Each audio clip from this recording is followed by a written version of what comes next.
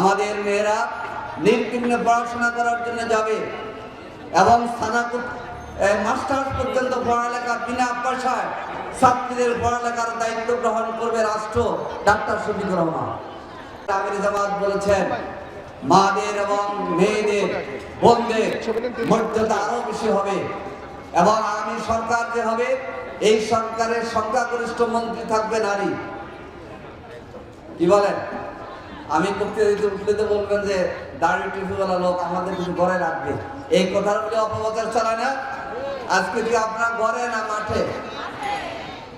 ইনশাআল্লাহ আপনার মন্ত্রিসভায়ও যাবেন। কে বলেছে এই কথা? ডাক্তার শফিকুর রহমান। আপনাদের কর্মক্ষেত্রে নিরাপত্তা দেব আমরা।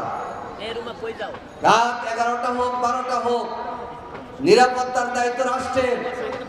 এবং আপনার সাহস নিয়ে অফিসে যাবেন, অফিস থেকে আসবেন, সে গ্যারান্টি দিয়েছে ডাক্তার শফিকুর রহমান।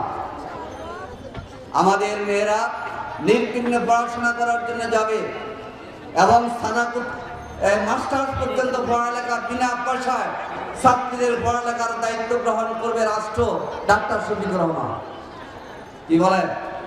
সম্মানিত ভাই এবং বন্ধুগণ, আজকে সুখবর দিয়ে আপনাদের কারা আন্দোলিত করব।